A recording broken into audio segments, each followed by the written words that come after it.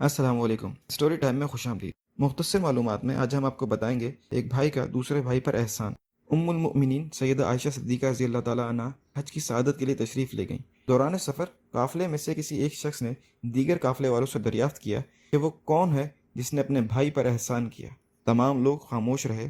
तब उम्मुल मुमिनीन हज़रत आयशा सिद्दीक़ा रज़ी अल्लाह ताला अन्हा ने फरमाया कि वो मूसा अलैहिस्सलाम बिन इमरान हैं, जिन्होंने अपने भाई के लिए सिफारिश की अल्लाह ताला से, और अल्लाह ताला ने इनके भाई को नबूवत अता फरमाई और अल्लाह ताला ने इनकी सिफारिश कबूल की।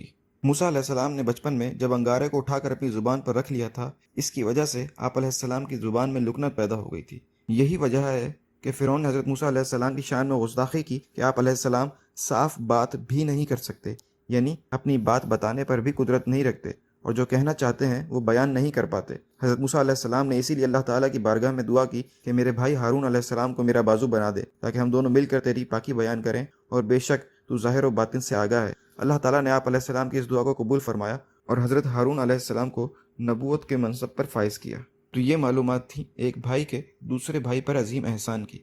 उम्मीद है आपको हमारी ये वीडियो पसंद आई होगी। आपसे गुजारिश है कि हमारी वीडियो को लाइक करें और शेयर कीजिए। साथ ही साथ हमारे चैनल को सब्सक्राइब कीजिए और बेल आइकन पर क्लिक कीजिए, ताकि मज़ीद आने वाली वीडियोज़ और मालूमात से फ़ायदा हासिल कर सकें। शुक्रिया।